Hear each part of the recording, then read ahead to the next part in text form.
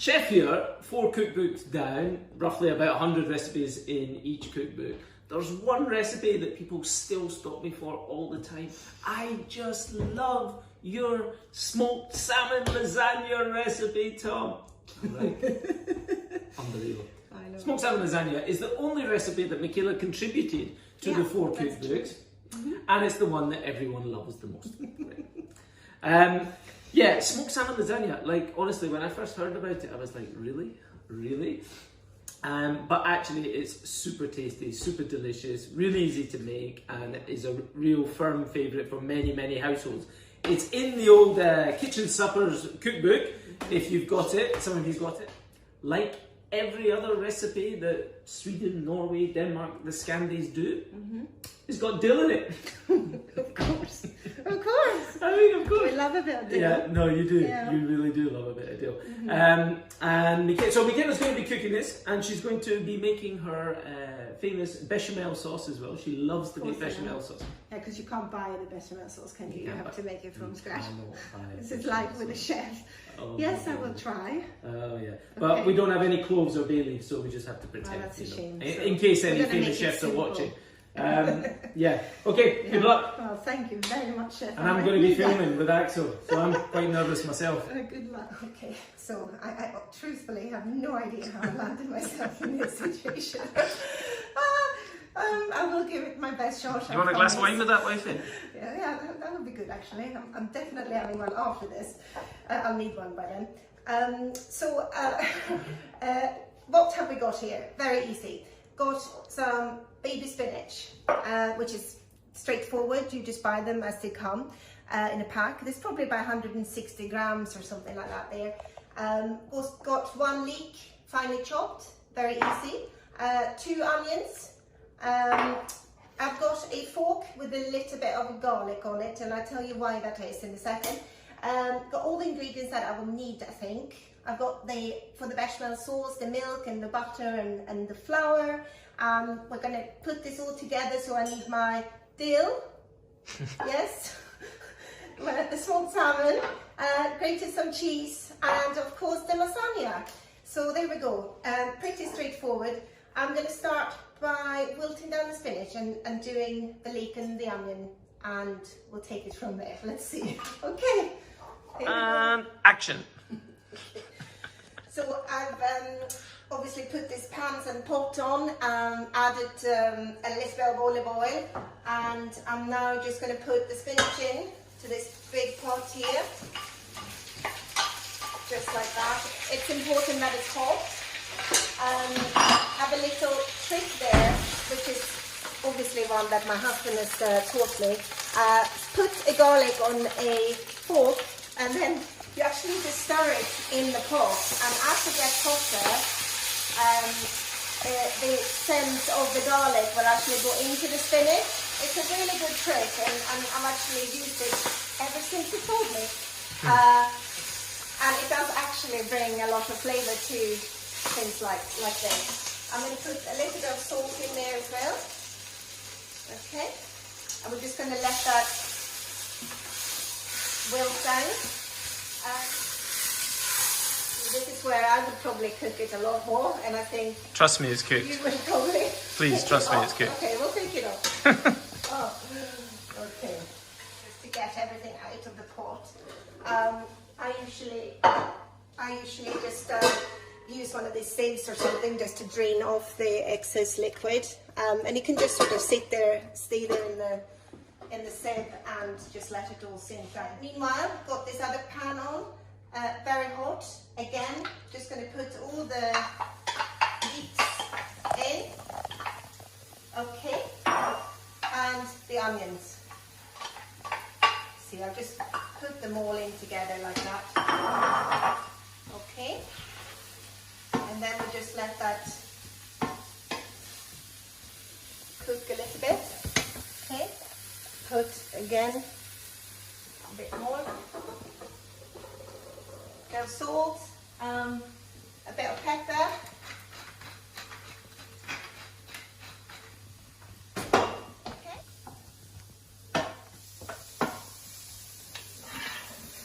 Okay, so a little work there. So this has now been sweating for about 2 to 3 minutes, probably 3 minutes. I'm going to take this off in a second. Again, I'm sure I don't need to tell you, but with the seasoning, the salt and the pepper on there is really, what it does is just brings out the flavours. Is that correct, Chef? Mm-hmm. Don't burn it. I'm going to take that off now. Okay. Smells good. So I'm going to make the bechamel sauce now, which is, I mean, we use this for everything. This is the same sauce that I would use to do like a macaroni cheese or like a cauliflower cheese or something like that. But I'm going to show you how to do it. Not used to the camera watching. What we have to do first is 600 grams, 600 milliliters of milk. So the first thing we have to do is to heat the milk up. So I'm just going to pour that in like that. I kind of like to have everything prepared, the measurements and everything before I start cooking, just because you get distracted all the time, or the kids come and then you get, you know, sidetracked. So it's quite nice to kind of measure it up before. We're going to let that come up to the boil. As soon as it comes to the boil, I will just put it to the side, because what we're going to do once that starts to boil a little bit more is to actually start making the sauce. The roux first, right? I have participated in a few cookbooks and do, you know, sometimes occasionally I pay attention to what you're saying. So we always have to have equal quantities of butter and flour. That's important. For this recipe now, I think this is about 75 grams of butter, and it's the same, you know, flour. So I'm just going to wait for the milk to boil up, and then we need to put the butter and the flour together and whisk that out, which is important.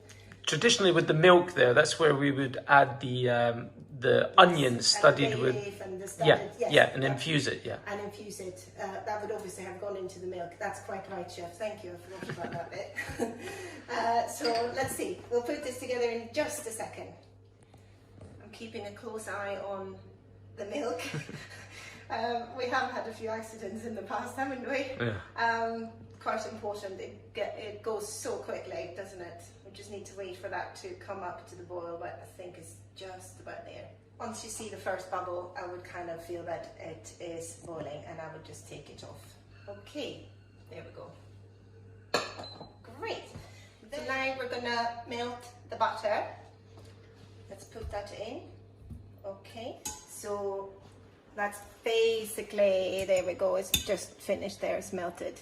Brilliant. So now we're going to be whisking quite fast. I'm going to put all the flour in, and we're just going to have to start whisking, okay? And this is where the roux, isn't it? So we just pour all of that in like that, okay? And then we're going to be ready with the milk. So all of that is whisked out, basically whisking out all the flour. And then now that we're adding a little bit of milk to it, it's going to go a little bit lumpy. But this is where we have to sort of go quite fast. Okay. So starting to go quite lumpy, but that's how it should be. And then we do a little bit more. And then obviously what we want is a really nice, smooth sort of texture to the sauce. Okay? You don't want any lumps at all, so we just have to whisk. Made a little bit of mess. Okay, let's see.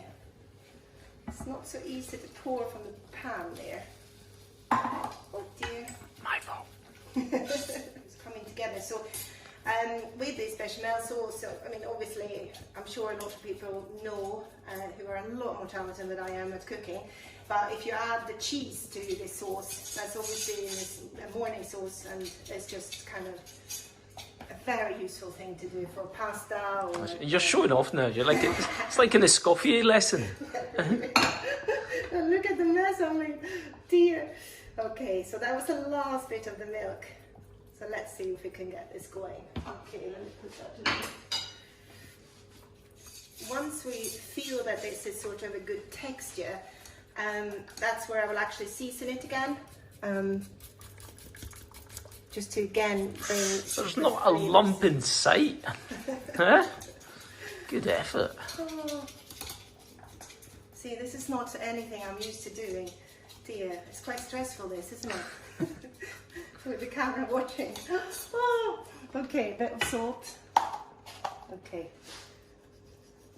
See, I'm always quite careful with the amount of salt. I know you chefs like to put a lot of salt into it, but I think a balance is good. It's the same that I don't use much butter in my cooking, and I know you like a bit of butter. I guess why, but I think often it doesn't actually need so much. Okay. Just put a little bit of pepper in there as well. I hope you can't see the mess I've made. But the sauce is actually now, it's starting to boil, and this is where it's starting to really come together and thicken, which is what we want. I would actually chop up some dill and probably put it into the bechamel sauce, because I think it's quite nice at that stage to actually have it in the sauce. You can do it however way you wish to do it, it doesn't matter too much, but the dill, for me the dill is quite an important ingredient in this dish, and I just think it brings out a really, really good flavour, especially, you know, with the salmon and the leek and that. So we'll just let that sit like that. That's the sauce done. Now I'm just going to leave it there so that it could just sit and cool for a little bit. And what I'm going to do is I'm going to chop the dill. So I just have a small bundle of dill here. I think I'm going to use about half of that, not very much. I would just chop that up, put it into the sauce, like I said, and then I'll just use a little bit for the garnish later, because I think it's quite nice to put it on top with everything when we're finishing it off. So let's do that. I'm going to chop this. You're going to watch my knife skills now. Okay. So I think that sauce is quite cool now, and I think we'll just do that and sprinkle that in like that. It's quite tricky with dill sometimes because it gets, obviously they stick together, so I think that's why it's better to put it in the bechamel sauce, probably like that. We'll try, we'll give it a shot. So what I'm going to do is I'm going to cut the salmon next. Some people like to do this with more salmon, and other people, you know, prefer less. It's just easy, and just do whatever you think works for you. We had 2 packets in the fridge, and I thought that was perfect because the kids really like this dish, and I thought, okay, we're going to make it anyway. So I would just cut this up just into small pieces, okay, just so I would usually I would put a little bit on the side, you know, to the side for the very top layer, and then I would sort of estimate a little bit as to how much I would put on each layer. So it's about, you know, we probably do about 3 layers maybe, so I would just kind of split it up. It doesn't matter at the end of the day, it's just for a little bit of like everything on each layer kind of thing. We'll do it like that, okay?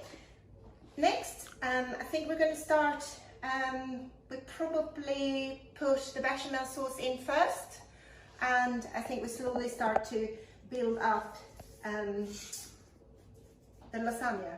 Okay, so let's see. Disaster. Don't want that. Okay, so again, you know, I just pour a little bit at the bottom just to kind of cover it. Oops, let me just take this off a little bit. Okay. It doesn't matter too much, but I think, you know, what I forgot to see there is that I always put a little bit of butter around the dish before I start, just in case. You just don't want it to stick too much. Okay, so then I would just take a little bit of the spinach, and you know, I use my fingers, it's fine. Just do that. Usually at this stage the kids will come and kind of try and help out, which is brilliant, but I think we managed to get them to sit and do their schoolwork now actually, so let's just see, or they might be doing other things, I'm not sure. Schoolwork. You're right. Okay, let's see. Of the salmon, and you see, this is why it's so easy. You just kind of put it in, and you know what, you get a little bit messy, but that's fine too. I would just put, once I'm there, I would just do a little bit of pepper. Oops, I would do a little bit of pepper. Again, just because I don't think you need to put any more salt in the actual lasagna at this stage, because obviously the salmon is quite salty, so I'll just put the pepper in. I think if you do it that way, where it's all being quite flat, I think it helps from getting sort of lumpy pieces of pasta later on. So I kind of tend to pay a bit more attention to making sure it's fairly flat. So again, use the spatula a wee bit. A bit of the spinach, which is now, it's not quite as wet as it was when we took it off, and that's why it's just important to let it sit and drain like that. Build that. Okay. There we go. So.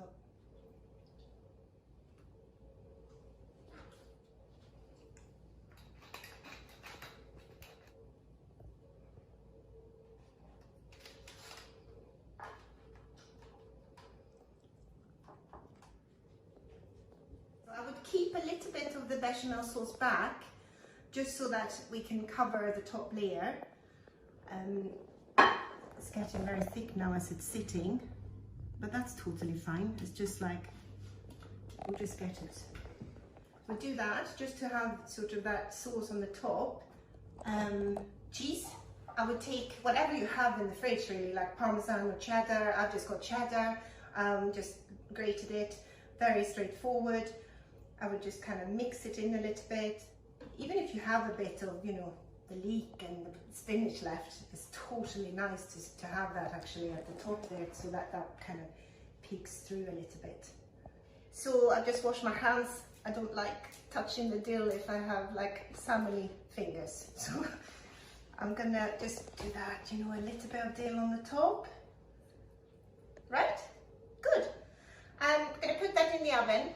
Probably about sort of 35-40 minutes. I would say 180 degrees, and you know, just check it, and when you see that it's starting to melt, I would actually just, not to waste any of this cheese, I would just put the last bit of the cheese there as well. Once the cheese is melted and it's sort of got that kind of golden color, that's when I would take it out, or I would call for my husband to check that it's done. No, it's pretty straightforward, and it's really quite easy. So I think the golden brown trick is quite a good one, and it works. Okay, let's put it in the oven. Here we go. Yeah? Okay. There we go. Oh, I think that's ready. Ooh, yeah, I think that's ready. Nice. Oh, look at that. Looks delicious. So what I would do at this stage is I would just sort of leave it for cool down a little. I was waiting for somebody to appear. Hello, Sky. She can smell it for sure. Okay. I would just let that sit just for a little bit, and then I would cut it up just to show you what it should look like. Yeah, it smells good. Excellent. Sky definitely thinks it smells good. That's a good sign. Okay, let's see. Daddy finds it very funny that we're doing this, but do you know what? We're nearly finished. Oh dear. Okay, so I'm going to cut just the one piece. I would serve this with maybe a salad. You know, like, does that look alright? I would do it, just a nice green salad. This is such a simple dish to make, and well done, wifey, you did a great job. I hope everyone enjoyed that.